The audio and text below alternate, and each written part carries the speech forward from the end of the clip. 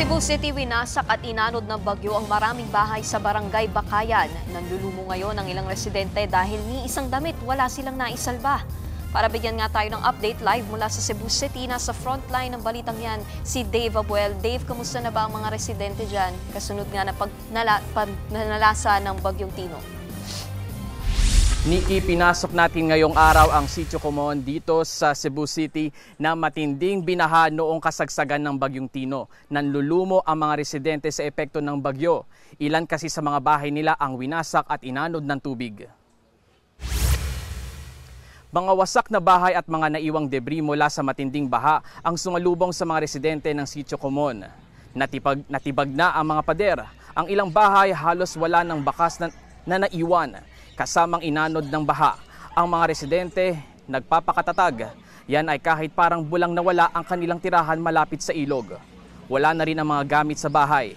Ang ilan, ni damit pang itaas, walang naisalba tulad ni Clifford Inot. Wala na ang kanilang bahay. Maswerte silang nakalikas di gaya ng mga kaanak nilang natangay ng baha. Hiling nila sa gobyerno ngayon, matulungan silang makabangon sa hagupit ng bagyo. Pagkain at damit ang partikular nilang kailangan ngayon.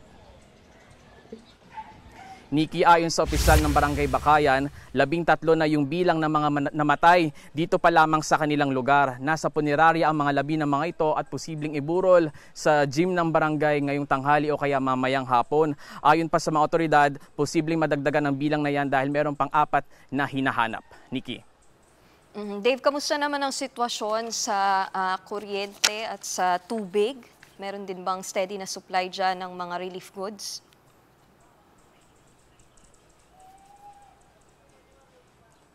Nikki, kanina nakausap natin yung ilang residente doon sa Villa del Rio 1 at nabanggit nga sa atin nung nakausap natin na residente na wala pa rin supply ng kuryente doon sa kanilang lugar. May mga truck ng bombero tayong nakita na rumoronda o nagrarasyon ng tubig dito sa mga residenteng apektado. Dave, sa ngayon, ilan ba mismo ang bilang ng mga nasawi na nga dyan sa Cebu? Nikki, ayon sa huling tala ng Cebu Provincial Disaster Risk Reduction and Management Council at iba't iba pang LGU dito sa probinsya ng Cebu, aabot na sa 111 ang bilang ng napaulat na nasawi sa buong probinsya.